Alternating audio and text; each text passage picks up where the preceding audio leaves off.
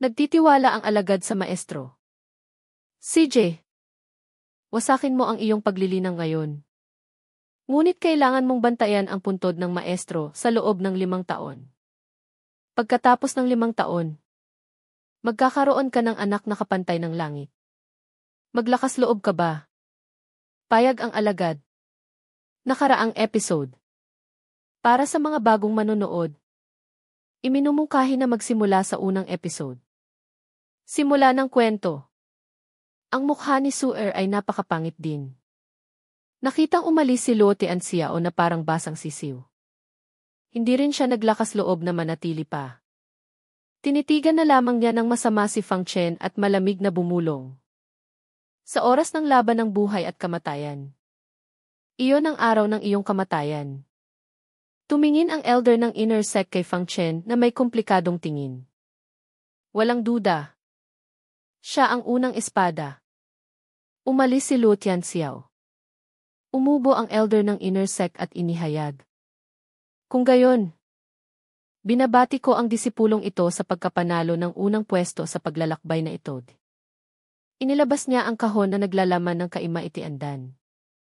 At 20 piraso ng bato ng espiritu. Ito ang iyong gantimpala. Tinanggap ni Fang Chen ang kahon at sinabing, Salamat, Elder G. Ang iba ay kinuha na rin. Ang kanilang sariling 20 piraso ng bato ng espiritu. Hindi naman sila nagreklamo na kaunti ito. Dahil sa bagong mundo, marami silang natagpo ang magagandang kayamanan. Iyon ang tunay na gantimpala. Pagkatapos matanggap ang mga gantimpala, ang paglalakbay na ito ay nagtapos na. Pagkatapos mag-anunsyo ng elder ng inner sect, naghiwa-hiwalay na ang lahat. Tungkol sa muling pagpasok sa bagong mundo. Kailangan nilang maghintay hanggang sa makapagtayo ng isang matatag na pasukan. Si Fang Chen at Ming Yao ay natural na hindi na nagtagal. Nakaupo ang dalawa sa spirit ship. Humingi ng paumanhin si Ming Yao. Kuya Fang Di. Pasensya na. Palagi akong nag-iisa sa pagsasanay. At hindi ko alam ang tungkol dito. Ngumiti si Fang Chen at umiling. Huwag mong sabihin yan. Ito naman talaga ang sarili kong problema. Paano kita laging aabalahin? Kung palagi akong aasa sa iyo, magiging isa na talaga akong lalaking palamunin. Kahit palamunin ka pa, kaya kitang buhayin. Kumindat si Ming Yao ng may kapilyahan. Umiti siya at sinabing, kung maririnig ng mga taong iyon ang sinabi mo, baka maging kaaway na talaga ako ng lahat. Tumawa si Fang Chen. Hindi lang niligawan ang magandang siya ng Ice and Fire Twins. Maaari ka pang maging palamunin. Gaano karaming tao ang maiinggit? Mamumuhi at magagalit dito. Subukan nilang maglakas loob. Sabi ni Ming Yao. Bubugbugin ko ang sinumang dumating di. Mahigit 1 buwan na hindi nagkita ang dalawa. Ngunit mas naging malapit pa sila kaysa dati. Mas naging malapit ang kanilang ugnayan. Binibini. Oras na para umuwi. Kung hindi tayo aalis ngayon, mahuhuli na talaga tayo. Narinig mula sa labas ng cabin ang boses ni Jingy. Nang marinig ng dalawa ang sinabi ni Jingy, itinigil nila ang kanilang pag-uusap. Nagtanong si Fang Chen, babalik ka na? Saan ka pupunta? Pag-uusapan ang bagay na ito. Bahagyang lumungkot ang ekspresyon ni Ming Yao. Ngunit mabilis siyang nakabawi. Umiti siya ng malapad. May balita mula sa pamilya. Kailangan kong umuwi saglit. Pero babalik din ako agad. Ganoon pala. Nag-alala si Fang Chen.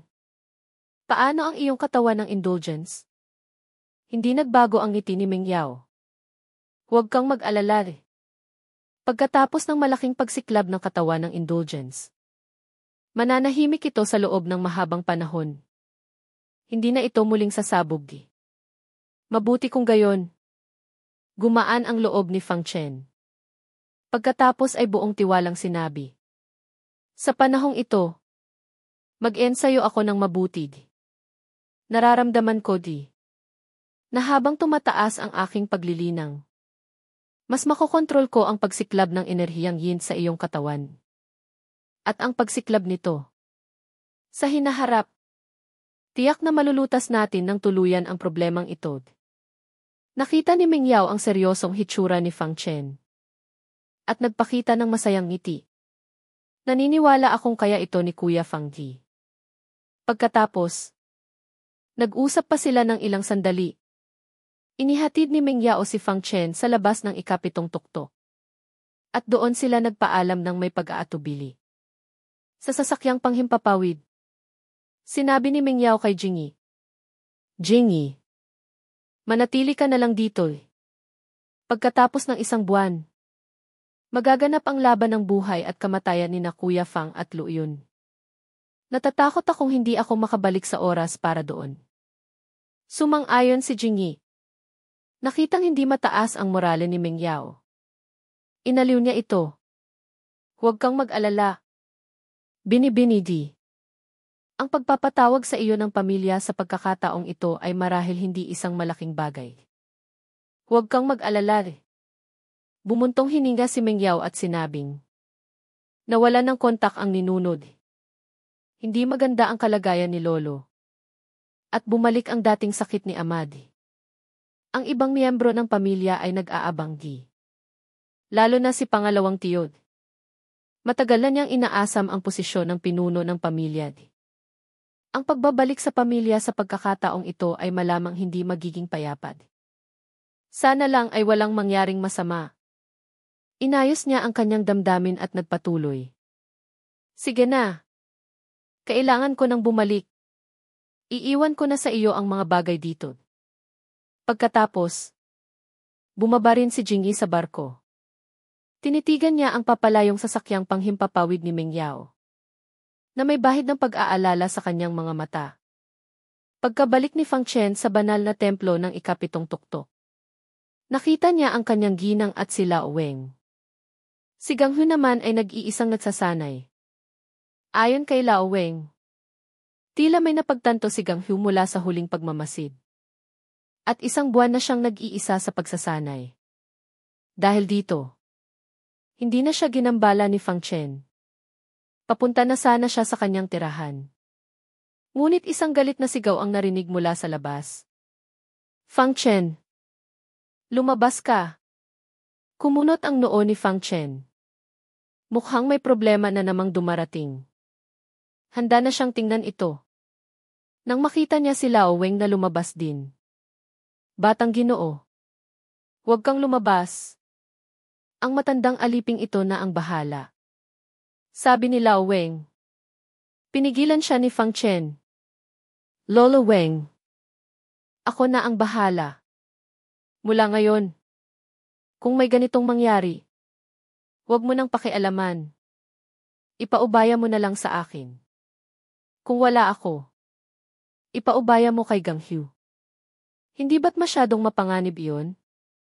Nag-aalalang sabi ni Lao Weng. "Walang problema." Ngumiti si Fang Chen. "Basura. Hindi ka pa ba lalabas dito para sa akin?" Muling narinig ang boses mula sa labas.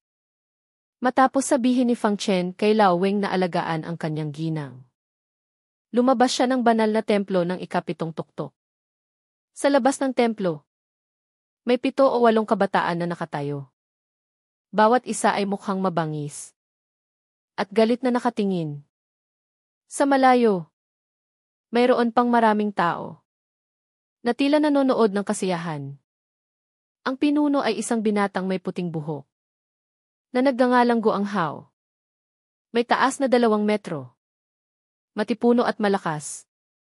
Tiningnan niya si Fang Chen mula ulo hanggang paa.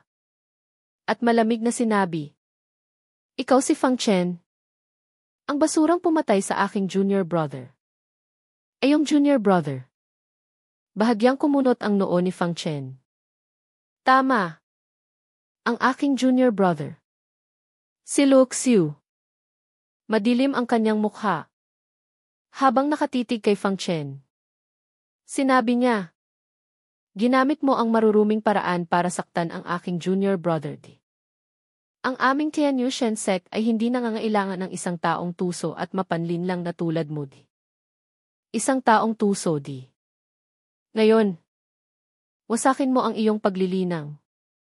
Putulin mo ang iyong mga braso at binti. At lumayas ka sa Tianyu Shen sect. Pagkatapos niyang magsalita, sumabog ang aura ng ikawalong antas ng Haoshan Realm. Na tumama kay Fang Chen. Wasakin mo ang iyong paglilinang.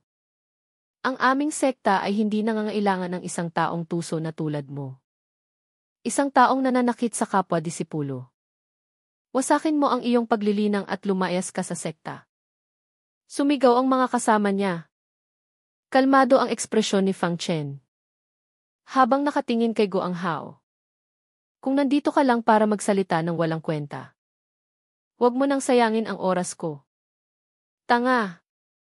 Pagkasabi niyan, ayaw nang mag-aksaya pa ng oras ni Fang Chen. At nagsayang ng oras. Tatalikod na sana siya para bumalik. Ang lakas ng loob mo. Isang bagong disipulo ay napakayabang ki. Ngayon, kailangan kitang turuan ng leksyon. Pagkasabi niya niyan, itinaas niya ang kanyang kamay. At sinampal si Fang Chen. Ginamit niya ang 80% ng kanyang lakas sa sampal na iyon. Balak niyang pilayan siya agad doon. Agad itong naramdaman ni Fang Chen. Lumingon siya at sumampal din. Bang! Nagbanggaan ang dalawa. Umatras si Fang Chen ng ilang hakbang bago huminto.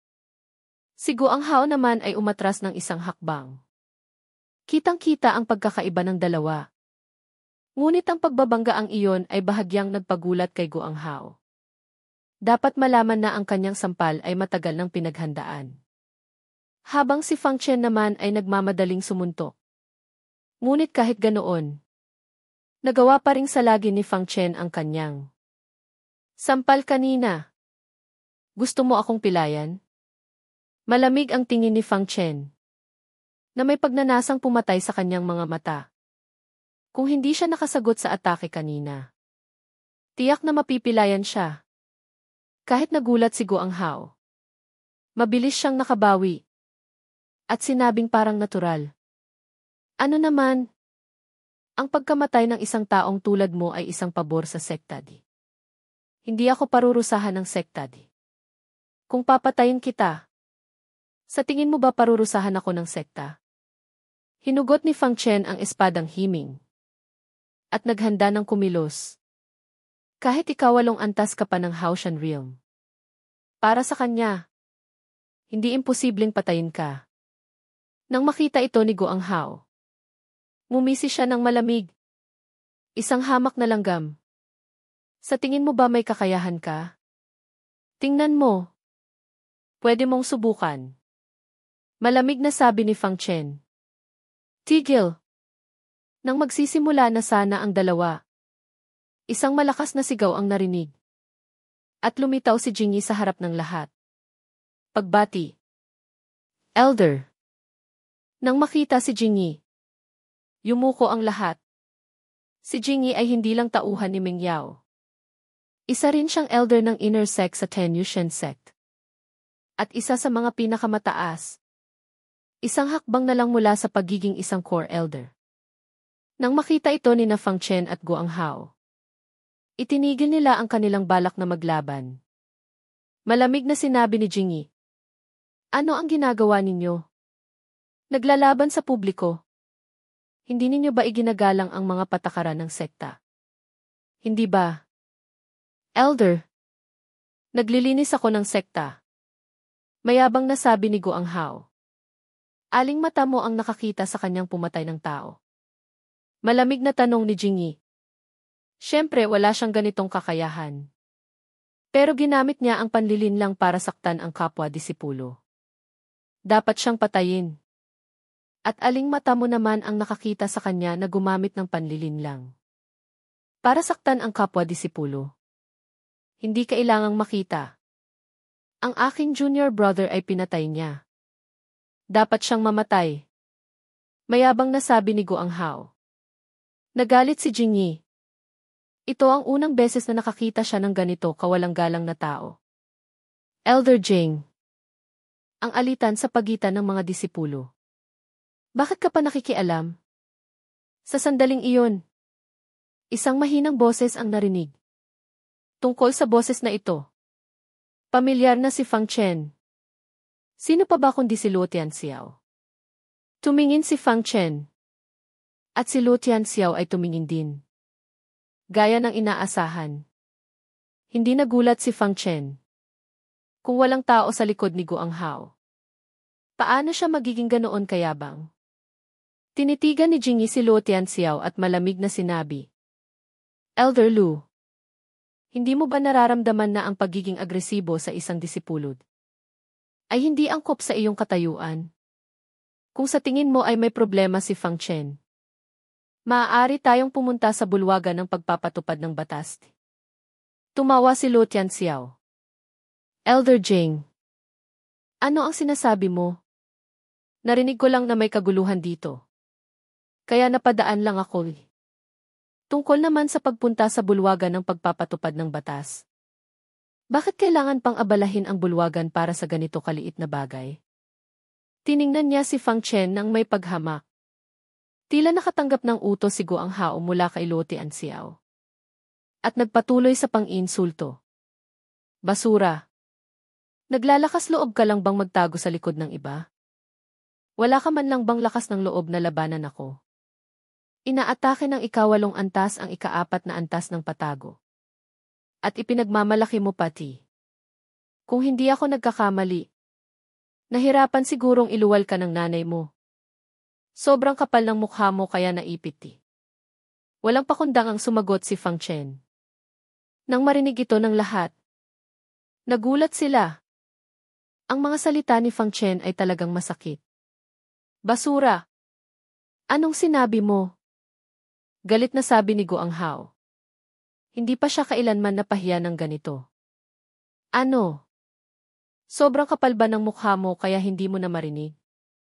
Mahinang sabi ni Fang Chen. Sa galit ni Guanghao, lumitaw ang mga ugat sa kanyang leg.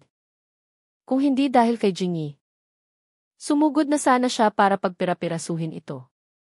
Kumibot ang gilid ng bibig ni Luo Tianxiao. Hindi niya inaasahan na ang bibig ni Fang Chen ay ganito kasama. Nang makita ang galit ni Guanghao. At galit, umubo siya at sinabi. Fang Chen, ipinagmamalaki mong henyo ka. Wala ka man lang bang lakas ng loob na lumaban? Malamig na umiti si Fang Chen. Sino ka ba sa tingin mo? Lalaban ako kung kailan ko gusto. Kumibot ang gilid ng bibig ni Luo Tianxiao. Naging malamig ang kanyang ekspresyon. Hindi niya inaasahan na si Fang Chen ay may ganitong kalakas na loob. Nainsultuhin kahit siya. Pag-isipan mong mabuti di. Kung hindi mo tatanggapin ang laban, araw-araw siyang maghahamon dito. At naalala ko, mayroon kang isang mortal na ginang Qi. Ngumisi siya ng malamig. Agad na naging malamig ang ekspresyon ni Fang Chen. Ang kanyang ginang ang kanyang kahinaan. Sinumang gumalaw sa kanya ay mamamatay. Ginamit ni Luo Tianxiao ang kanyang ginang bilang banta. Kaya ang dalawa ay tuluyan ng pumasok sa isang estado ng laban hanggang kamatayan. CJ, hindi ba't gusto mong labanan ko siya? Pumapayag ako. Malamig na sabi ni Fang Chen. Si Luo Tianxiao at Guanghao ay parehong nagpakita ng ngiti ng tagumpay. Hanggat tinatanggap ni Fang Chen ang laban, mayroon silang hindi mabilang na paraan para patayin siya. Hindi inaasahan ni Jingyi na papayag talaga si Fang Chen. Ngunit nang maisip niyang naintindihan ni Fang Chen ang Dao Wen sa Kulin Realm, hindi imposibleng manalo ang ikaapat na antas laban sa ikawalong antas. Mukhang hindi ka naman ganoon kaduwag. Malamig na umiti si Guanghao. Ngunit sinabi ni Fang Chen, pero wala akong panahon para makipaglaro sa iyo ngayon. Kung gusto mo ng laban ng buhay at kamatayan, pwede di. Itakda natin ito sa araw ng laban namin ni Lu Yun. Sa oras ng laban ng buhay at kamatayan. Bago ko patayin si Luyon, papatayin muna kita di. Mayroon pang mahigit 20 araw. Alam ni Guang Hao ang tungkol sa laban ng buhay at kamatayan ni na Fang Chen at Luyon. Tumingin siya kay Luo Tianxiao para humingi ng kanyang opinyon. Tumango si Luo Tianxiao.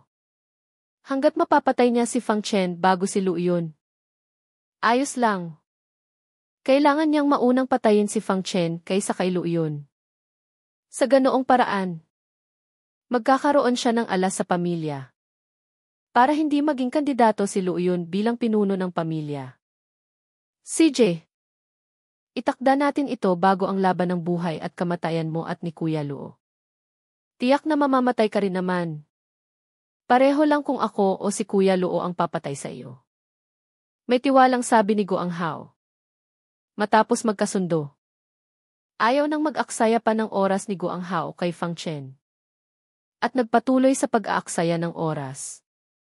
Sabi niya, pahalagahan mo ang iyong natitirang wala pang 1 buwan. Tayo na. Winagayway niya ang kanyang kamay at umalis kasama ang iba. Tiningnan ni Luo Tianxiao si Fang Chen nang may malamig na ngiti. At pagkatapos ay umalis.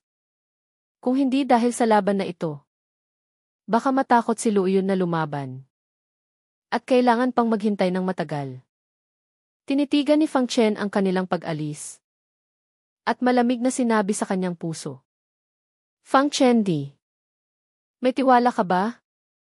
Nang umalis si Luo Tianxiao at ang iba pa. Nag-aalala pa ring nagtanong si Jingyi. Bahagyang umiti si Fang Chen. At sinabing, salamat sa iyong pag-aalala. Elder D. Ngunit sa loob ng wala pang 1 buwan. Haharapin ko si Luyon. Ano ang magagawa ng isang Guang Hao? Kung hindi ko mapapatay si Guang Hao, paano ko mapapatay si Luyon? Nagulat si Jingyi. Tama ang sinabi ni Fang Chen. Mas magaling ang talento ni Luyon kaysa kay Guang Hao. Ilang araw pa lang ang nakalipas nang pumasok siya sa Haoshan Realm. At may mga balibalitang nag-iisang nagsasanay pa siya para umabot sa 9 na antas. Ang bilis ng kanyang paglilinang. Halos kapantay na ng kay Binibining Mengyao noon. Tungkol naman sa lakas, hindi na kailangang sabihin. Tiyak na mas malakas siya kaysa kay Guang Hao. Bahagya siyang bumuntong hininga at sinabi. CJT. Sa susunod na wala pang 1 buwan, magsanay kang mabuti di. Huwag mong bigyan si Binibini di. Yumuko si Fang Chen at tumango. Huwag kang mag-alala. Elder D. Hindi mangyayari iyon. Pagkatapos ay nagtatakang nagtanong. Bakit nandito ang Elder? Hindi ba't kasama mo si Mengyao? Sinabi ni Jingyi. Pinaiwan ako ni Binibini dito. Para protektahan ang kaligtasan mo at ng 2 pasi. Hindi niya ako pinasama pabalik di. Naintindihan ni Fang Chen. Kung gayon, noong nakaraang beses na nagkagulo ang 7 tuktok. Ang Elder din ang kumilos. Hindi ito itinanggi ni Jingyi. Salamat, Elder. Sa pagliligtas ti. Nagpasalamat si Fang Chen. Kung hindi dahil sa pagkilos ni Jingyi noong nakaraan, malamang ay nakapasok na ang mga taong iyon. Ang mabuting pagsasanay mo ang pinakamagandang pasasalamat. Tungkol naman sa ibang tao sa 7 tuktok. Huwag kang mag-alala. Hanggat nandito ako, walang mangyayaring masama. Winagayway ni Jingyi ang kanyang kamay at sinabi. Pagkatapos, umalis siya. Sinundan ng tingin ni Fang Chen si Jingyi. Bago bumalik sa banal na templo ng 7 tuktok at pumasok sa silid ng pagsasanay. Sa paglalakbay na ito sa bagong mundo, malaki ang nakuha ni Fang Chen. Ang mga bato ng espiritu pa lang ay umaabot na sa 80,000. Karamihan sa mga gamot ay panggamot. Mayroong mahigit 20 bote. May mabuti at masama. At mayroong 8 bote na makakapagpabilis ng paglilinang. Kabilang dito, mula kay Luxiu at Bai. At mula sa kamay ni Xiang Mei. Ang kalidad ay pinakamahusay. Lahat ay ikalawa at ikatlong antas na mga gamot. Ang mga gamot na ito ay sapat na para tulungan si Fang Chen na umabot sa ikalimang antas. At kahit sa ika-6 na antas na gamot na pang-espiritu. Ang mga bulaklak na pang-espiritu ay nasa 70 hanggang 80 piraso. Ang mga ito ay natagpuan sa mga kuweba ng mga demonyong hayop o sa mga imbakan na bag ni Luoxiu at iba pa. Tungkol sa mga armas, bagaman marami ang mas mataas sa dilaw na grado. Kahit na sa pag-aayos ni Fang Chen, ang mga sandatang ito para sa kanya ay hindi gaanong magagamit. Kahit na iwan ni Fang Chen ang mga kapakipakinabang at ibenta ang iba, aabot pa rin ito sa 300,000. Bato ng espiritu. At mayroon pa nito. Winagayway ni Fang Chen ang kanyang kamay. Isang malaking bangkay ang nahulog. Ito nga ang hindi kilalang demonyong hayop. Kahit ilang araw nang hindi naasikaso ang bangkay. Ang demonyong hayop na ito ay parang kamamatay lang. Nang makita ito, hindi napigilan ni Fang Chen na mag-isip. Ang katawan ng demonyong hayop ay hindi nabubulok pagkamatay. Tiyak na mayroon itong demonyong tableta. Karaniwan, ang mga demonyong hayop na ika-4 na antas pataas lang ang may demonyong tableta. Ngunit ang hayop na ito ay napakatalino at tuso. At napakalakas din nito. Kaya't normal lang na mayroon itong demonyong tableta. Pagkatapos, inilabas ni Fang Chen ang kanyang talim at isinaksak sa dibdib ng demonyong hayop. At gaya ng inaasahan, isang tableta na puno ng demonyong enerhiya. Nakasing laki ng palad ang hawak ngayon ni Fang Chen. Isang tableta ng demonyo. Kung titingnan ang kalidad, isa ito sa mga pinakamataas na uri. Kung ibebenta ito, malamang ay mabebenta ito sa halagang 70 hanggang 80,000. Sabi ni Fang Chen sa sarili. Ngunit mas angkop ito para sa aking paglilinang ngayon.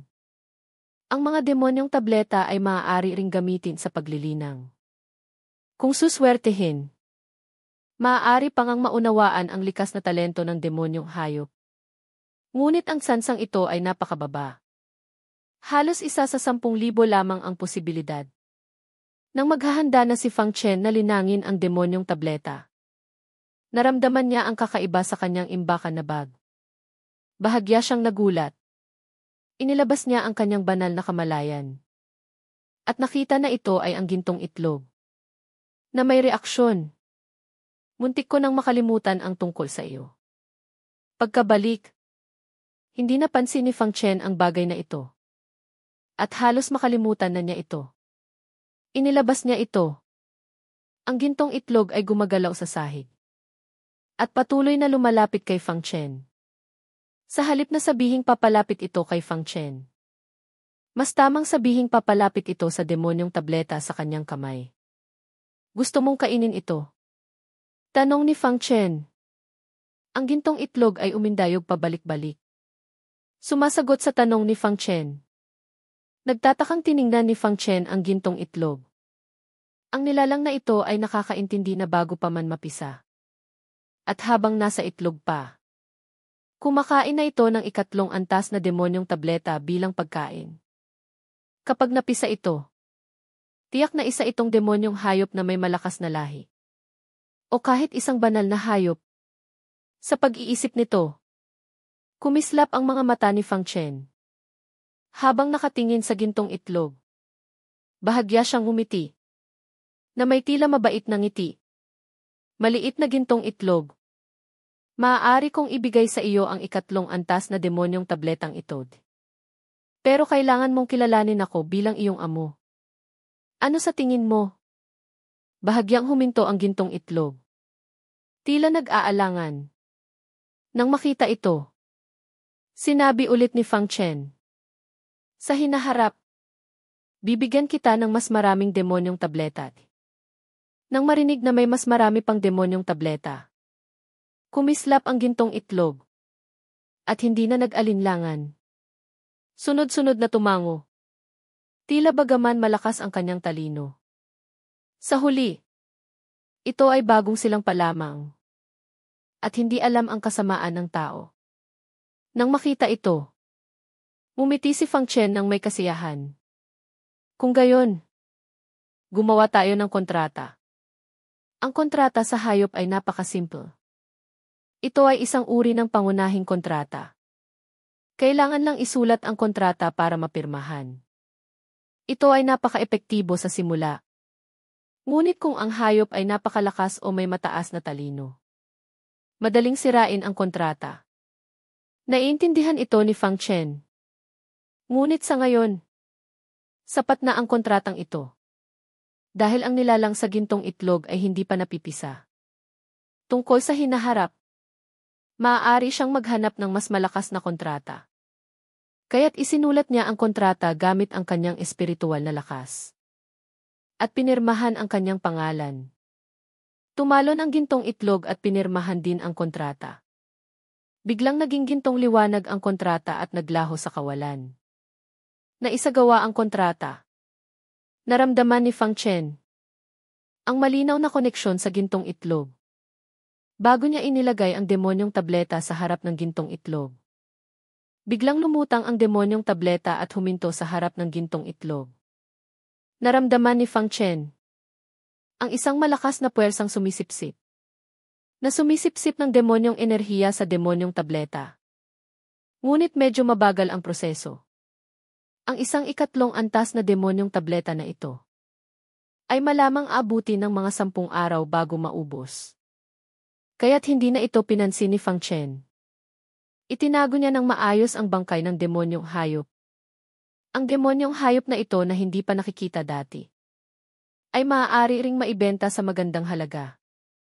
At ang ganitong uri ng demonyong hayop, kung maayos ang pag-asikaso, ay hindi masisira sa loob ng 3 hanggang 4 na buwan. Matapos asikasuhin, inilabas ni Fang Chen ang kaimaitiandan upang buksan muna ang ikatlong meridian. Dahil sa kaimaitiandan, naniniwala siyang ang ikatlong meridian ay hindi magiging malaking problema. Sa oras na iyon, mas magiging mabilis ang kanyang paglilinang. Sayang at isa lang ang kaimaitiandan. Kung mayroon pa akong 30 o 40 piraso, walang problema sa pagbubukas ng 7 o 8 meridian. Ngunit habang tumatagal, mas nagiging mahirap buksan ang mga meridian. Kung hindi, ang mga henyong mayayamang iyon ay matagal nang nabuksan ang lahat ng 36 na meridian. Agad na ininom ni Fang Chen ang kaimaitiandan at nagsimulang magsanay. Sa sumunod na panahon, wala nang ibang naghanap ng gulo kay Fang Chen. Maging ang mga manliligaw ni Meng Yao o ang mga taong gustong mamatay si Fang Chen ay naniniwalang hindi magtatagal ang buhay ni Fang Chen. Dahil ang kalaban ni Fang Chen ay si Guang Hao na mas malakas sa kanya ng hindi hamak. At si Lu Yun. Sino man ang kalabanin niya, tiyak na mamamatay siya. Bang! At nang 3 araw na lang ang natitira bago ang laban ng buhay at kamatayan. Sa tirahan ni Lu Yun sa ikalawang tuktok, isang haligi ng liwanag ang bumaril sa kalangitan. Ang kapangyarihan ng dakilang daan ay nagtipon mula sa paligid. Pagkatapos ng ilang buwan ng pagsasanay, tuluyan nang naisama ni Lu Yun ang daan ng langit. At nagising ang isang penomena. Agad nitong yumanig sa buong Chen Yushen sect. Ang mga makapangyarihang tao sa sekta ay nagulat. Ang mga henyong disipulo ay nagmamasid. Isang tunog mula sa langit at lupa. Ito ang tanda ng pagsilang ng isang walang kapantay na henyo. Sabi ng isang core elder. Sino ang batang ito? Tanong ng isa pang elder. Lu Yun. Isang direktang inapo ng pamilyang Luo. Mayroon siyang kaunting talento ng kanyang ninuno. Ang batang ito ay tila disipulo ni King Wuzi. Naglalakbay si King Wuzi sa labas. At ang kanyang disipulo ay nagising sa daan ng langit ng mag-isa. Napakaswerte niya. Sabi nga pala, malapit na rin siyang bumalik. Hindi ba? Nagbulungan ang mga elder. Tunay silang naiinggit sa swerte ni King Wuzi. Kuya Lo, ikaw ang idolo ko. Kuya Lo, Ikaw ang pinakamagaling. Sa ikalawang tuktok. Patuloy. Na sumisigaw ang mga disipulo. Puno ng paghanga ang kanilang mga mata. Alam ko na. Na itong buto ng daan ng langit ay dapat mapunta sa isang henyong tulad ni Kuya Luo. Ang paggamit nito sa basurang iyon ay purong pag-aaksaya. Sabi ng isang disipulong nakakaalam ng alitan ni Luoyun at Fang Chen. Ang basurang iyon ay naglakas loob pang hamunin si Kuya Luo. Talagang hindi alam kung ano ang kamatayan. 3 araw na lang bago ang laban ng buhay at kamatayan. Malamang ay nanginginig sa takot ang basurang iyon. Hindi na kailangan pang kumilos si Kuya Luo. Si Kuya Guanghao ay kayang-kaya siyang patayin. Tama. Hindi siya karapat-dapat na makipaglaban kay Kuya Luo. Nag-usap-usap ang lahat. Sa sandaling ito, ang 3 buwang laban ng buhay at kamatayan na sinabi ni Fang Chen sa pagsusulit sa ika-7 tuktok ay naging katawa-tawa sa kanilang mga mata. Sa loob ng tirahan ni Luoyun, puno ng pag-ibig na tiningnan ni Suer ang bagong labas mula sa pagsasanay. Namayabang na si Luoyun. Pakiramdam niya ang pag-iwan sa basurang si Fang Chen at pagpili kay Luoyun ay siya ang pinakatamang desisyon na ginawa niya sa kanyang buhay. At ang desisyong ito ay tiyak na magiging dahilan para maging isa siyang dragon sa gitna ng mga tao. Mas mataas sa isa at mas mababa sa 10,000. Naniniwala siyang ang mga babae sa labas ay naiinggit sa kanya. At hindi sila kailanman makakapantay sa kanya. Nang marinig ni Luoyun na buhay si Fang Chen at nakalabas mula sa bagong mundo, nanatiling kalmado ang kanyang ekspresyon. Kung gayon, namatay din si Han Xiangxiang sa kamay ng basurang iyon? Mahinang sabi niya. Malamang ang basurang iyon ay nakakuha ng kung anong pagkakataon sa loob. At paglabas niya, umabot na sa ika-4 na antas ang kanyang paglilinang. Sabi ni Suer na nagingit-ngit ang mga ngipin. Pagkatapos ay malambing na sinabi.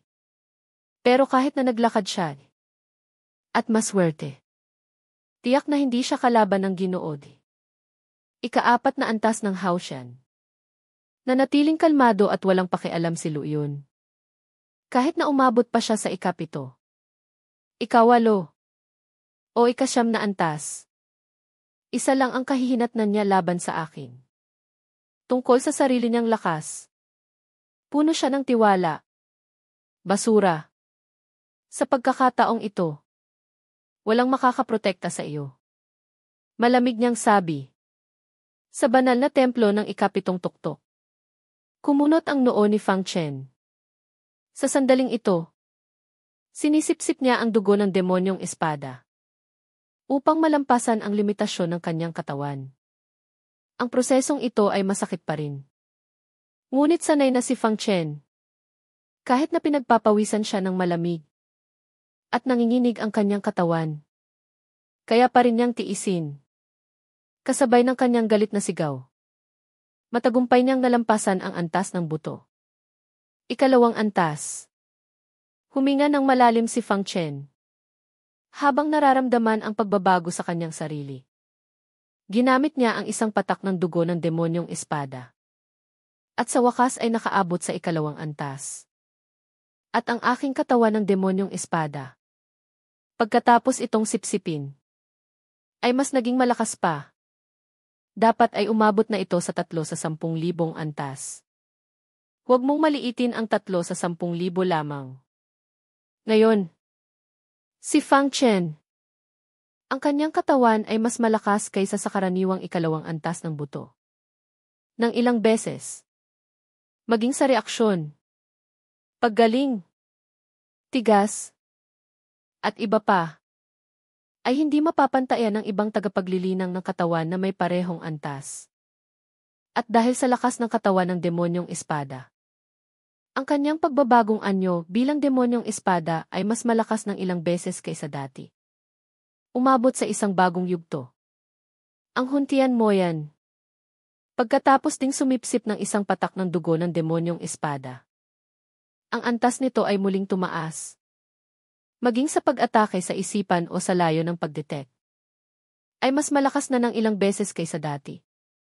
Ang meridian, dahil sa kay Mighty Andan, matagumpay na nabuksan ni Fang Chen ang ikatlong meridian. Ang Yuling Meridian.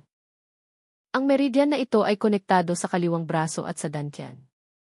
Isa ring napakahalagang meridian. Ngunit ang kanyang paglilinang ay umabot lamang sa Haoshan Realm, sa tuktok ng ikalimang antas. At ito ay pagkatapos uminom ng mahigit kalahati ng mga gamot na nagpapalakas ng espiritu. Natuklasan ni Fang Chen na habang lumalakas ang kanyang katawan ng demonyong espada, ang mga kailangan niyang yaman para umunlad ay mas marami ng ilang beses kaysa sa iba. Ang iba ay nangangailangan lamang ng isang bahagi ng yaman para umangat, habang siya ay nangangailangan ang 3 beses na mas marami. Ngunit sa parehong antas, mas malakas din siya ng ilang beses kaysa sa iba. O kahit na dinudurog sila, ito ang nagpaunawa sa kanya, na habang patuloy na lumalakas ang kanyang katawan ng demonyong espada, ang mga yamang kailangan niya ay aabot sa isang nakakatakot na antas. Kung isang araw ay kailanganin niya ng napakaraming yaman, malamang ay mananatili siya sa antas na iyon. Ngunit ang hindi paglilinang ng katawan ng demonyong espada ay katumbas ng pag-abandona sa landas ng katawan at pagsipsip ng dugo ng demonyong espada. Ito ay impossible. Kalimutan mo na. Gawin natin ito ng paunti-unti. Dahil nandyan ang maliit na Thor. Naniniwala akong malulutas ang problemang ito. Ito lang ang paraan para aliwin ni Fang Chen ang kanyang sarili. Tumingin siya sa labas, at unti-unting naging malamig ang kanyang ekspresyon. 3 araw na lang bago ang laban ng buhay at kamatayan. Lu Xiu, naramdaman ko ang penomena ng paggising ng iyong buto ng daan ng langit. Huwag kang maging masyadong masaya. Babawiin ko ang buto ng daan ng langit. Pagkasabi niyan, muling ipinikit ni Fang Chen ang kanyang mga mata para patatagin ang kanyang paglilinang. Dumating ang 3 araw na taning. Lumabas si Fang Chen sa silid ng pagsasanay. Ngunit nakita niya si Gang Hu na naghihintay sa kanya. Kuya Fang, sasama ako sa iyo. Hindi natin pwedeng hayaang apihin ang ating ikapitong tuktok. Sabi ni Gang Hu. Ngumiti si Fang Chen at nagtanong. Kuya, nagising na ba ang iyong Dao Wen? Nang mapag-usapan ito, medyo nahiya si Gang Hu at sinabing, hindi pa, Qi. Medyo malapit na. Walang sinabi si Fang Chen. Tumango at sinabing, tara na, Qi. Pagbalik natin, tutulungan kitang maintindihan ang Dao Wen. CJT. Tuwang-tuwa na tumango si Gang Hu. Sasama ako, Li. Isang kislap at si Jingyi ay lumitaw sa harap ni Fang Chen. Salamat, Elder. Alam ni Fang Chen na nandito si Jingyi para protektahan siya. Tumango siya at yumuko bilang pasasalamat. Naglakad silang 3 patungo sa lugar ng pagsasanay. Ito ay napakalawak. Espesyal na ginawa para sa pagsasanay ng mga disipulo. At sa sandaling ito, ang pangunahing entablado ay napapaligiran ng mga disipulo mula sa ibang 6 na tuktok. Ang bilang nila ay umabot sa libo-libo. Hindi lang iyon. Mayroon ding maraming elder. Mula sa outer sect, inner sect, at maging maraming core elder ang dumating. Isa lang ang layunin nila sa pagpunta. Ang laban ng buhay at kamatayan ni na Fang Chen at Lu Yun. Ang isa ay ang una sa pagsusulit sa ikapitong tuktok. Ang isa naman ay isang veteranong henyo na nagising sa buto ng daan ng langit. Ngayon na nagising na ang buto ng daan ng langit, may posibilidad siyang maging isang nangungunang henyo. Kahit na malinaw na ang resulta ng laban ng buhay at kamatayan, sulit pa ring panoorin. Siyempre, maraming tao ang naniniwalang walang lakas ng loob si Fang Chen na lumaban. Dahil ito ay malinaw na pagpapakamatay. Kahit na dumating pa siya, may isa pang guanghao bago ang laban nilang dalawa. Ang lakas ni Fang Chen ay tiyak na hindi kalaban ni Guang Hao. Dumating na si Kuya Luo. Ang gwapo. Nakita si Luo Yun at Su Er na magkasama. At sa likod nila ay may maraming tao. Bawat isa ay ipinagmamalaking sumunod sa likod ni Luo Yun. Dumating si Luo Yun sa mataas na entablado sa harap ng mga elder. At yumuko. Pagbati sa lahat ng mga elder. Lahat ng mga elder ay may mabait na ngiti. Habang nakatingin kay Luo Yun. Hindi na kailangan. Binatadi. Masyado kang magalang. Binatadi. Kailangan mong magsikap. Binatadi. Ang iyong mga tagumpay sa hinaharap ay tiyak na magiging napakataas. Lahat ng mga elder ay pinuri si Luo Yun. Sa sandaling ito, dumating din si Luo Tianxiao. At kasama niya si Guang Hao. Pagbati. Elder Lu. Sa harap ng ibang tao. Tinawag pa rin siyang elder ni Luo Yun. Ngunit mukhang malamig ang ekspresyon ni Luo Tianxiao. Tumango siya at hindi nagsalita. Sinabi ni Guang Hao sa tabi. Kuya Luo, bakit kailangan mo pang harapin ang ganito kaliit na bagay? Kaya kong patayin ang basurang iyon. Sinabi ni Luo Yun. Tiwala ako sa lakas ni Kuya Guang Di. Pero dahil ito ay isang pustahan, kailangan ko pa ring pumunta di. Kung gayon, magpapakitang gilas muna ako. Tumalon si Guang Hao. At tumapak sa hangin ng 7 beses. Patuloy na nagbabago ang kanyang anyo. Maganda at maliksi. At dumating sa entablado. Ang ganda ng kanyang galaw. Malamang ito ay isang ikalawang antas na pamamaraan ng dilaw na grado. Tama. Si Guang Hao ay isang kilalang tao rin. Isang veteranong disipulo ng inner sect. Si Fang Chen na iyon. Malamang ay wala man lang siyang karapatang makipaglaban kay Kuya Luo. Iyon na nga. Patuloy na pumuri ang mga tao sa ibaba. At lalo pang naniwalang walang sansang manalo si Fang Chen. Si Guang Hao ay mayabang din. Ito ay isang pagkakataon para magpakitang gilas sa harap ng mga elder ng sekta. At libo-libong disipulo. Nagpasya siyang patayin si Fang Chen sa isang saksak. Para ipakita ang kanyang kakayahan. Sa isang mataas na gusali sa malayo. Dumating din si Lin Xuyan.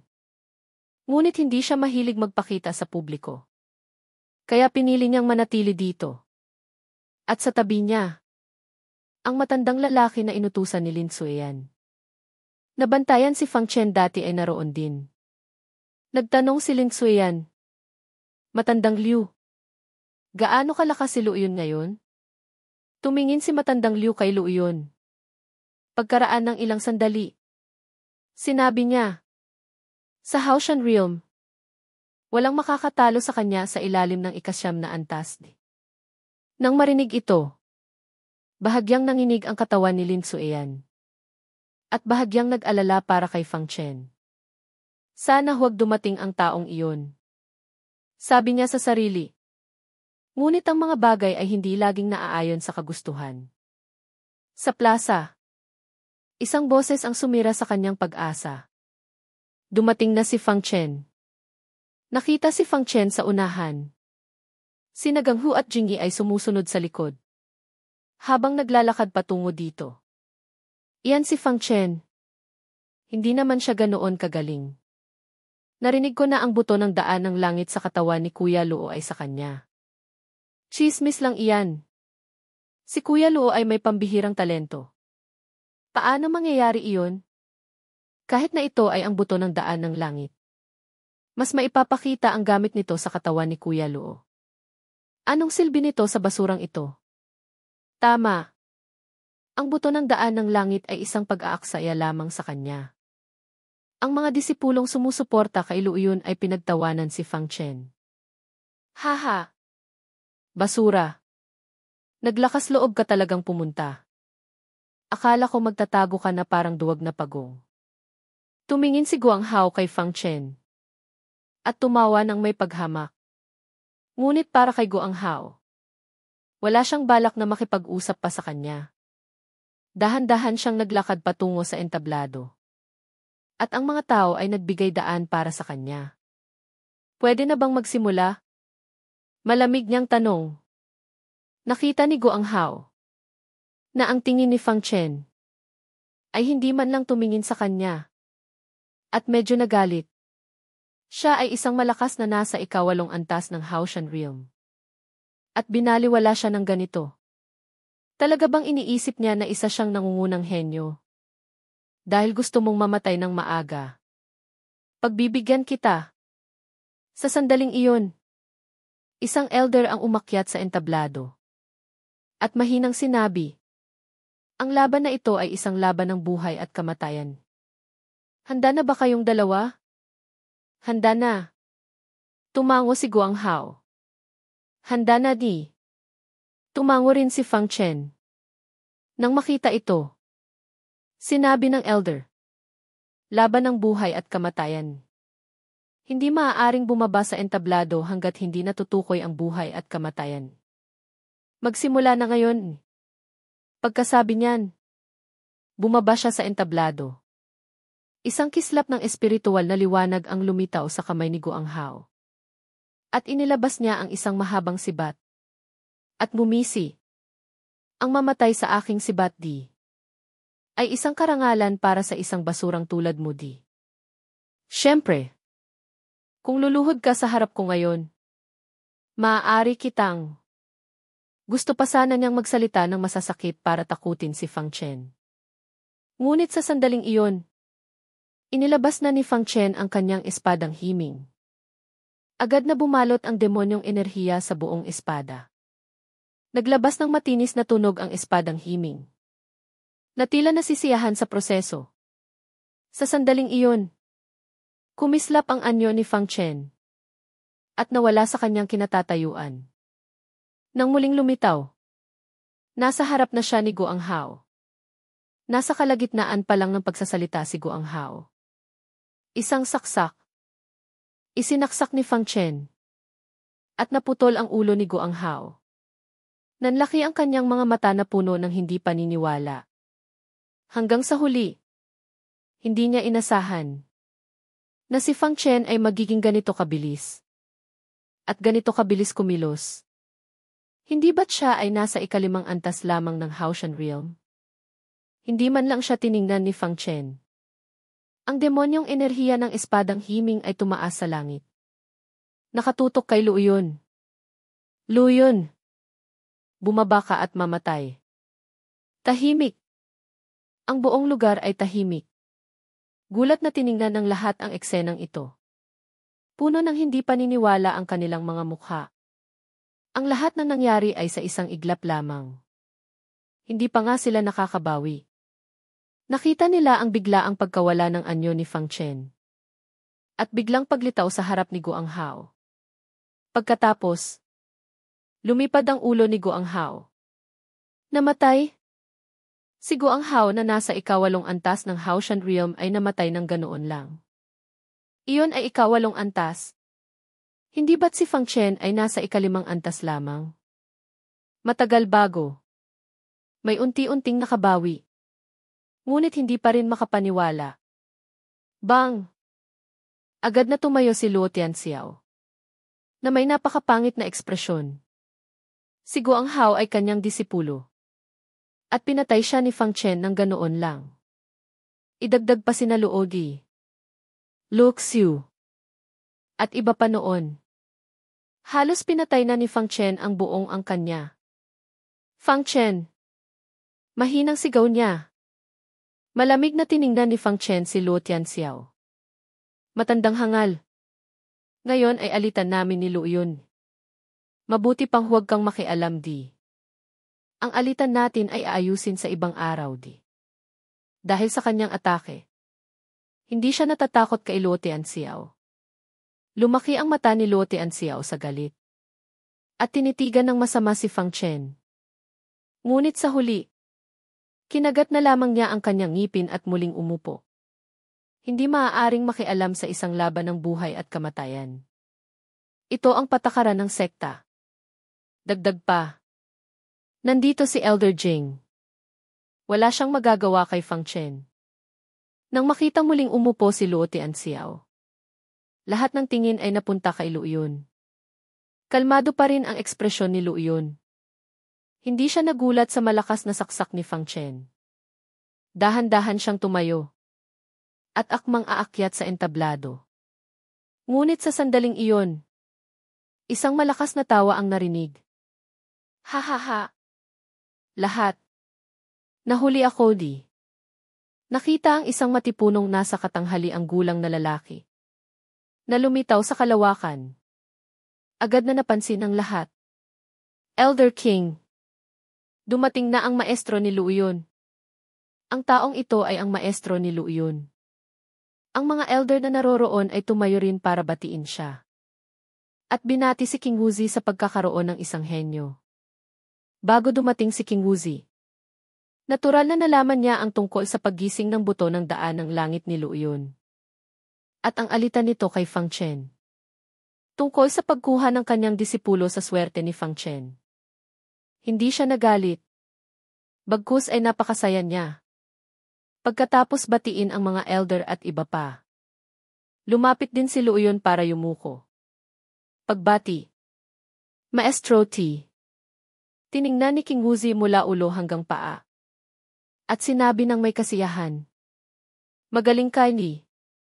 Hindi mo binigo ang pag-aaruga ng maestro. Pagkatapos, tiningnan niya si Fang Chen. At mahinang sinabi. Sige na Ti. Nandito ang maestro. Walang mangyayaring masama di. Ang mga salitang ito ay walang alinlangan na nagbigay ng suporta kay Luo Yun. At nagdulot ng malaking pressure kay Fang Chen. Nang makuha ang pagkilala ng kanyang maestro, nagpakita ng tuwa si Luo Yun. Matapos tumango ng mariin, tumalon siya pababa. At sa ilang tapak sa hangin, nakarating siya sa entablado. Ang bilis niya ay halos isang kisap mata lamang. Sa tingin ninyo, sino ang mananalo? Hindi na kailangang sabihin. Siyempre, mananalo si Kuya Luo. Si Kuya Luo ay nasa ika-9 na antas ng Haoshan Realm. Habang si Fang Chen ay nasa ika-5 antas lamang. Ang pagpatay niya kay Guang Hao kanina ay dahil lamang sa pagiging pabaya ni Guang Hao. Sa tingin ko, si Fang Chen na ito ay tiyak na hindi makakatagal sa kamay ni Kuya Luo. Ng 10 palitan. 10 palitan, 3 ay sapat na. Kahit na pinatay ni Fang Chen si Guang Hao sa isang saksak, naniniwala pa rin ang lahat na ito ay swerte lamang. Tiningnan ni Luo Yun si Fang Chen nang may paghamak. Basura. Dapat kang maging masaya na buhay ka pa pagkatapos kong kunin ang iyong buto di. Dapat kang maghanap ng lugar para magtago at mabuhay di. Kalmado ang ekspresyon ni Fang Chen. Sa pagkakataong ito, ako ang kukuha ng buto mo di. Ang dapat sa akin. Wala kang makukuha ni Katiting. Hindi mo karapat-dapat ang isang magandang bagay tulad ng buto ng daan ng langit. Malamig na umiti si Luo Yun. Kung gayon, ipapakita ko sa iyo kung sino ang hindi karapat-dapat Ti. Sana ang daan ng langit na ginising mo ay hindi ako bibigyan. Sabi ni Fang Chen. Bibigyan ka? Nagpapatawa ka ba? Naramdaman ni Luo Yun na nakarinig siya ng isang malaking biro. CJ, kung gayon gagamitin ko ang iyong daan ng langit. Para malaman mo kung ano ang tunay na henyo. Pagkasabi niyan, ang mga kamay ni Luo Yun ay napuno ng lilang enerhiya at sumabog ang kanyang espiritual na lakas. Naging 2 lilang anino. Ikalawang antas na lilang anino. Isang suntok. Sunod-sunod na anino. At sumugod kay Fang Chen mula sa lahat ng direksyon. Kalmado ang ekspresyon ni Fang Chen. Hindi niya inilabas ang kanyang espada. Ngunit ginamit ang kanyang mga palad para salakayin si Luo Yun. Nang makita na hindi gumagamit ng supernatural na kapangyarihan si Fang Chen, at umaasa lamang sa kanyang katawan, nagulat ang lahat. At inisip na nababaliw si Fang Chen. Nagulat din si Luo Yun. At ngumisi. Talagang naghahanap ng kamatayan. Bang bang bang. Nagbanggaan ang mga kamao at palad. Nagdulot ng malalakas na pagsabog. Ang mga alon ay kumalat sa lahat ng direksyon. Naghiwalay ang dalawa pagkatapos ng isang sampal. At parehong umatras ng ilang hakbang. Nang makita ito, natulala ang lahat. Puno ng hindi paniniwala ang kanilang mga mukha. Sa unang palitan, nagtabla ang dalawa. Paanong nangyari iyon? Dapat malaman na si Fang Chen ay umasa lamang sa kanyang katawan. Habang si Luo Yun ay gumamit ng ikalawang antas na supernatural na kapangyarihan. Dagdag pa, si Luo Yun ay nasa ikasyam na antas ng Haoshan Realm. Kaya't hindi dapat sila magtabla. Sa mataas na entablado, nakita ni King Wuzi ang katotohanan. Ikalawang antas. Nadurog na buto. Isa pa pala siyang tagapaglilinang ng katawan. Ang paglilinang ng katawan ay iba sa paglilinang ng dao. Sa simula, ang paglilinang ng katawan ay nakatuon sa loob. Kaya mahirap makita ang antas. Kaya't hanggat hindi ipinapakita ni Fang Chen ang kanyang pisikal na lakas, mahirap para sa iba na makita ang kanyang antas. Nang sabihin ito ni King Wuzi, sumigaw ang lahat sa gulat. Sa Chen Yushen sect, 70% ang naglilinang ng dao. At 10% lamang ang naglilinang ng katawan. Dahil ang mga nakapasok sa Tian Yushen sect ay naniniwalang kaya nilang maunawaan ang Dao Wen. At umabot sa antas ng pagtatanong sa Dao. Bagaman ilan lamang ang nakakaabot sa huli. Karamihan pa rin ay pinipili ang landas na ito. Dagdag pa, ang paglilinang ng katawan ay masyadong magastos. At hindi lahat ay kayang suportahan ito. Hindi nila inaasahan na hindi lang umabot sa ikalimang antas si Fang Chen sa Dao, kundi nasa ikalawang antas din siya ng pagdurog ng buto. Halos walang pagkakaiba ito sa paglilinang ng parehong batas at katawan. Kaya pala ganyan ang tiwala mo. Bahagyang nagulat din si Luo Yun. Ngunit mumisi. Ngunit kung sa tingin mo ay dahil sa iyong pisikal na lakas, ay mapapatay mo ako. Iyon ay isang kahibangan. Isang kislap ng liwanag ang lumitaw sa kanyang kamay. At isang mahabang espada ang lumitaw sa kanyang kamay. Kahit na naglilinang ka pa ng katawan, wala rin itong silbi. Sa harap ng absolutong lakas, isa ka lang langgam. Sa sandaling iyon, sumabog ang aura ni Luo Yun. Isang malakas na enerhiya ng espada ang sumabog. Napuno ng lilang enerhiya ang paligid. At ang enerhiya ng espada ay parang bahaghari. Iyan ang sikat na pamamaraan ni Kuya Luo. Ang Ziki Chayan Hong Sword Technique. Sumigaw ang isang tao sa ibaba. Iyan ay isang ika-4 na antas na pamamaraan ng dilaw na grado. Tiyak na mamamatay si Fang Chen. Tuwang-tuwang sumigaw ang mga sumusuporta kay Luo Yun. Kalmado ang ekspresyon ni Fang Chen. Isang kislap ng liwanag. At inilabas din niya ang kanyang espadang himing. Tingnan natin kung sino ang langgam. Pagkasabi niyan, kumislap ang anyo ng dalawa. At nawala sa kanilang kinatatayuan. Ginamit ni Fang Chen ang kanyang espiritual na lakas at demonyong espada. At napuno ng demonyong enerhiya ang paligid. Ang kanyang espiritual na demonyong espada ay umabot na sa ika-4 na antas.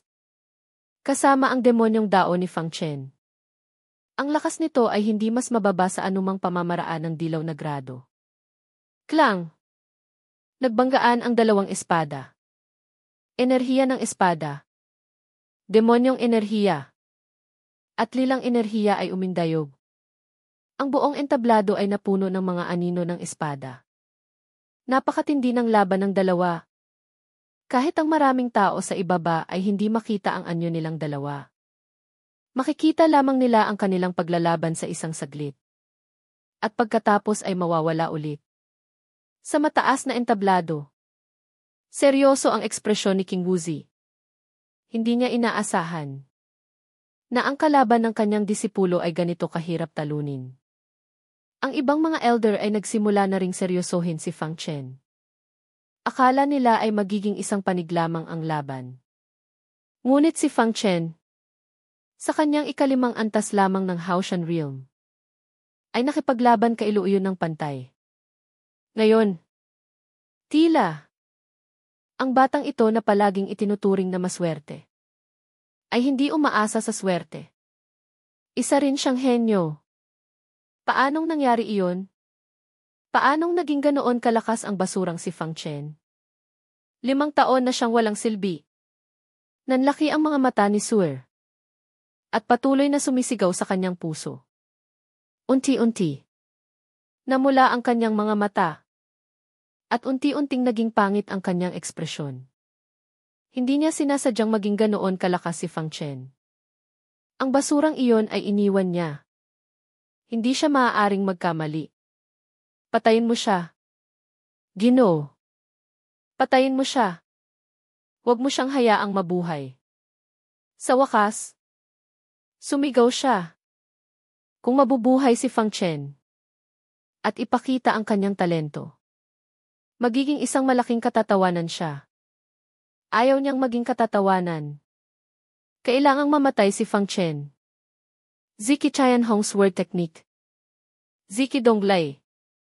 Ziki Chayan Hong's Word Technique. One Giant Gigi. Patuloy na nagbabago ng galaw si Luoyun para patayin si Fang Chen. Ngunit ang espiritual na demonyong espada ni Fang Chen ay may isang galaw lamang. Umaatake lamang. Hindi nagdedepensa. Habang umaatake, lalong lumalakas ang kanyang malalakas na galaw, kasama ang kanyang purong demonyong enerhiya ng espada. Kahit na siya ay nasa ikalimang antas lamang ng Haoshan Realm, hindi pa rin siya natatakot sa ika-9 na antas na si Luoyun. At hindi rin natatakot sa ika-4 na antas na pamamaraan ng dilaw na grado. Sa isang iglap, naglaban ang 200 beses. Ang malaking entablado ay puno ng mga sira, na iniwan ng kanilang mga saksak. Naghiwalay ang anyo ng 2, at bawat isa ay napunta sa isang sulok. Sa sandaling ito, medyo pangit ang ekspresyon ni Luoyun. Para sa kanya, ang hindi pa pagpatay kay Fang Chen ay isang malaking kahihiyan. Tinitigan niya si Fang Chen at malamig na sinabi, "Hindi ko inaasahan na ang isang basura ay maaaring lumaki ng ganito." Tiningnan siya ni Fang Chen ng mahinahon. "Huwag ka nang magsalita pa si. Hindi ka ba nahihiya?" Malamig ang ekspresyon ni Luoyun. Ngunit puno pa rin ang tiwala. "Medyo nalampasan mo ang aking inaasahan. Pero hanggang dyan ka lang, Ti. Ngayon, ipapakita ko sa iyo ang tunay kong lakas, Ti." Pagkasabi niyan, sumabog ang aura ng dao sa likod ni Luoyun. At isang salita ang lumitaw. Ito ay ang salitang Ki Espada Di. Nang makita ang salitang ito, sumigaw ang lahat sa gulat. Dao Wen! Dao Wen ang espada! Diyos ko! Nagising pala si Kuya Luo sa Haoshan Realm Di. Dao Wen! Henyo! Isang walang kapantay na henyo. Labis na nasasabik ang mga tao sa ibaba. Ang Dao Wen ay isang bagay na pinapangarap nilang makamit sa kanilang paglilinang. Isang bagay na pinapangarap. Kung walang Dao Wen, mananatili silang habang buhay sa Zhouyuan Realm. Bahagyang nanginig din ang katawan ni King Wuzi. At nagpakita ng labis na kagalakan. Ang pagpapalaki ng isang disipulong nakakaintindi ng Dao Wen ay isang napakalaking karangalan. At maaari siyang makatanggap ng gantimpala at promosyon mula sa sekta. Nagulat din ang ibang mga elder. At tiningnan si King Wuzi ng may inggit. Binabati kita, Elder King T. Binabati kita, Elder King. Sila ay binati siya ng hindi bukal sa loob. Tumawa ng malakas si King Wuzi. Masyado kayong magalang, T. Swerte lang. Swerte lang. Sa ibaba, kalmado ang ekspresyon ni Gang Hu at Jing. Nang makita ang labis na kasabikan ng lahat, nagpakita pa sila ng paghamak. Ang paggising sa Dao Wen sa ikasyam na antas ng Haoshan Realm. Ganoon ba kalakas? Hindi mapigil ang bulong ni Gang Hu. Sumang-ayon si Jingyi. Nagising si Fang Chen sa Dao Wen sa Kulin Realm. At ito ay isang ikalawang antas na Dao Wen. Tiyak na mamamatay si Fang Chen. Sa totoo lang, magaling din siya. Ikalimang antas laban sa ikasyam na antas. Isang henyo na naglilinang ng parehong batas at katawan. Ano naman kung henyo siya? Ang pakikipaglaban kay Kuya Luo ay pagpapakamatay.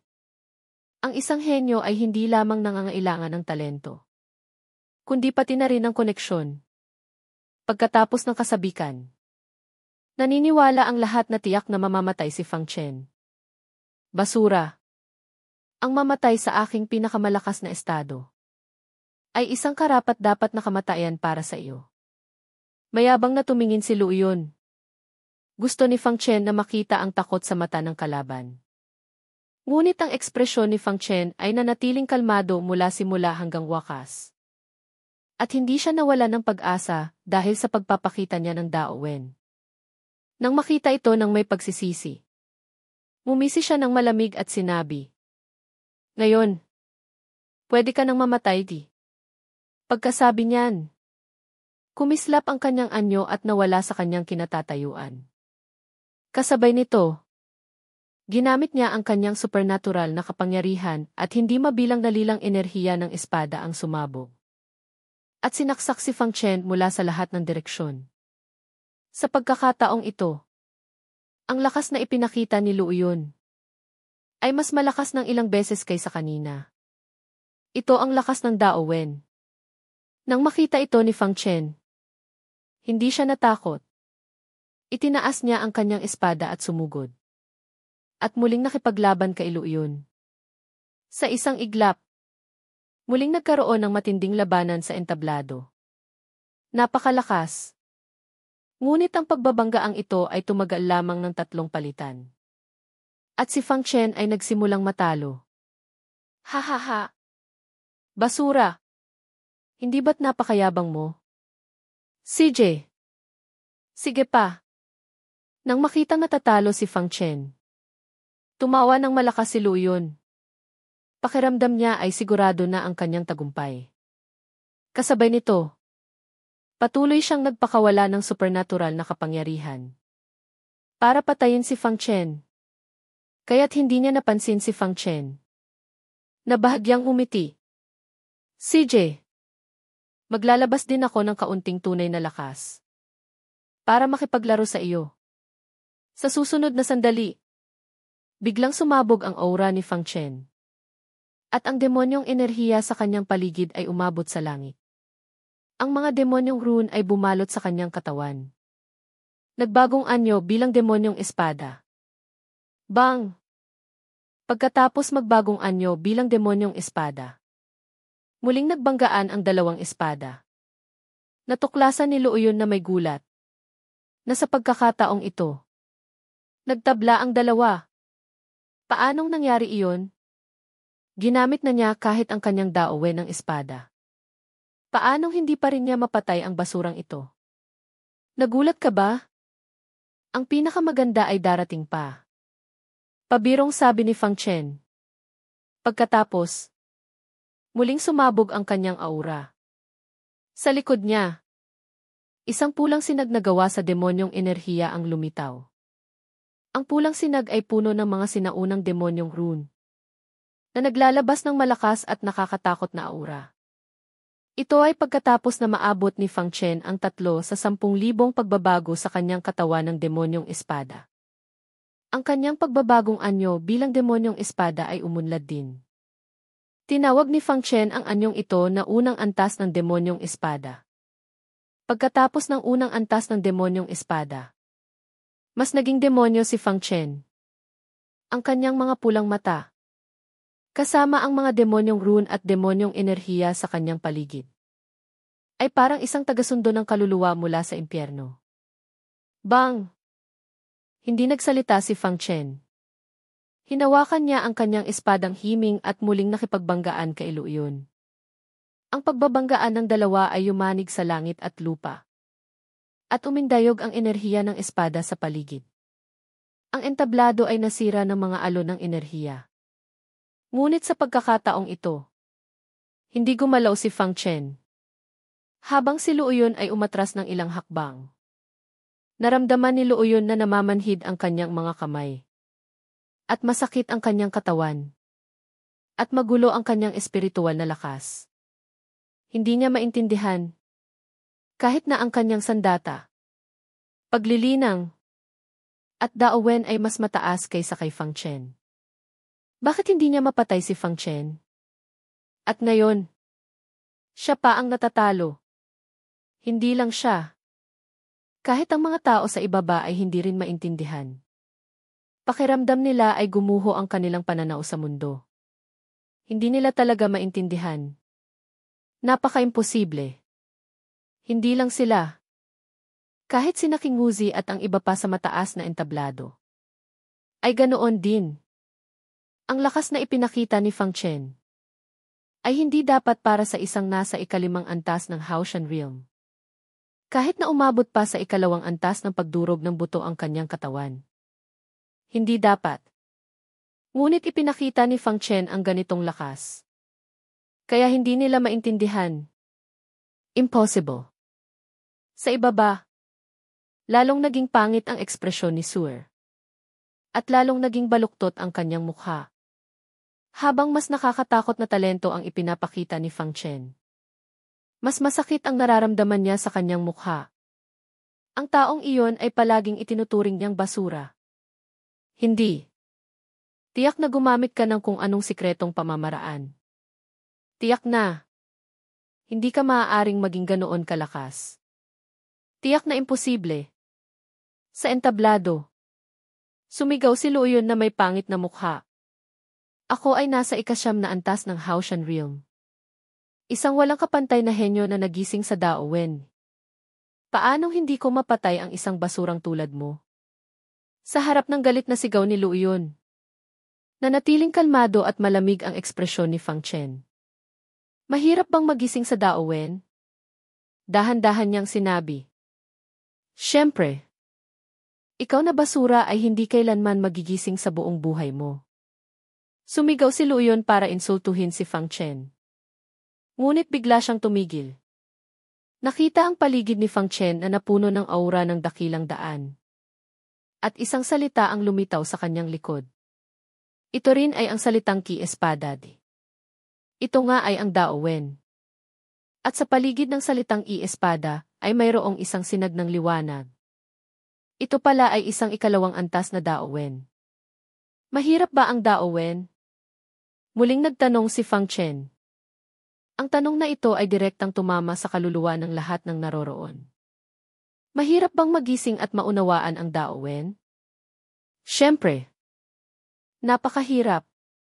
Ilang tao ang nag-aral ng Daowen sa buong buhay nila. Ngunit walang naintindihan kahit isang salita.